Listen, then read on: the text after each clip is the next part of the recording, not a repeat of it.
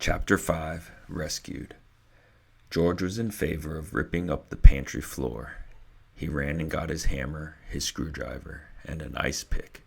"I'll have this old floor up in double quick time," he said, inserting his screwdriver under the edge of the first board and giving a good, vigorous pry. "We will not rip up this floor till we have had a good search," announced Mr. Little. "That's final, George. You can put that hammer away where you got it." "Oh, all right," said George. "I see that nobody in this house cares anything about Stuart but me." Mrs. Little began to cry. "My poor dear little son," she said. "I know he'll get wedged somewhere.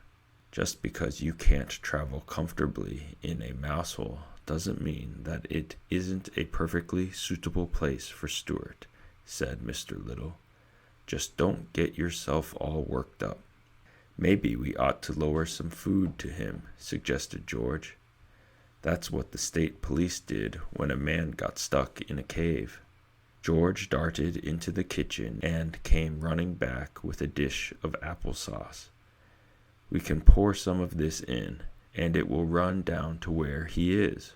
George spooned out a bit of the applesauce and started to poke it into the hole.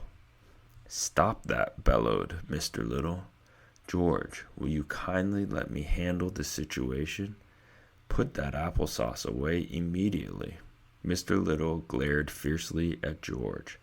"I was just trying to help my own brother," said George, shaking his head as he carried the sauce back to the kitchen.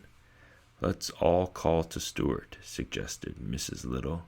"It is quite possible that the mouse hole branches and twists about, and that he has lost his way." "Very well," said Mr. Little. "I will count to 3. Then we will all call. Then we will all keep perfectly quiet for 3 seconds, listening for the answer." He took out his watch. Mr. and Mrs. Little and George got down on their hands and knees and put their mouths as close as possible to the mouse hole, and they all called, "Stuart!" and then they all kept perfectly still for 3 seconds. Stuart, from his cramped position inside the rolled-up shade, heard them yelling in the pantry and called back, "Here I am!" But he had such a weak voice and was so far inside the shade that the other members of the family did not hear his answering cry. "Again," said Mr. Little. 1, 2, 3, "Stuart!" It was no use. No answer was heard. Mrs. Little went up to her bedroom, lay down, and sobbed. Mr. Little went to the telephone and called up the Bureau of Missing Persons. But when the man asked for a description of Stuart and was told that he was only 2 inches high, he hung up in disgust. George, meantime, went down to the cellar and hunted around to see if he could find the other entrance to the mouse hole. He moved a great many trunks, suitcases, flower pots, baskets, boxes, and broken chairs from one end of the cellar to the other, in order to get at the section of wall which he thought was likeliest, but found no hole. He did, however, come across an old, discarded rowing machine of Mr. Little's and became interested in this, carried it upstairs with some difficulty, and spent the rest of the morning rowing. When lunchtime came, everybody had forgotten about breakfast.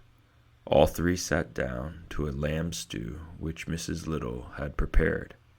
But it was a sad meal, each one trying not to stare at the small empty chair which Stuart always occupied, right next to Mrs. Little's glass of water. No one could eat. So great was the sorrow. George ate a bit of dessert, but nothing else.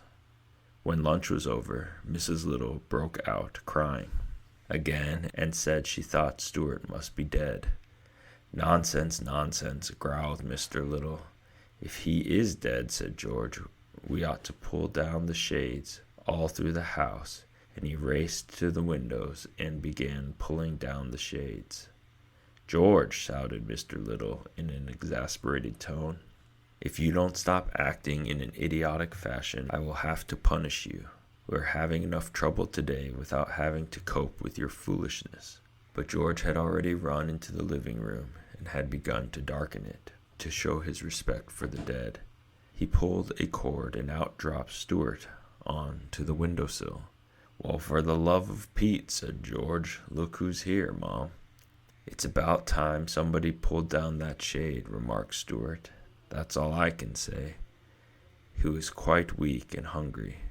Mrs. Little was so overjoyed to see him that she kept right on crying. Of course, everybody wanted to know how it had happened. "It was simply an accident that might happen to anybody," said Stuart. "As for my hat and cane being found at the entrance to the mouse hole, you can draw your own conclusions."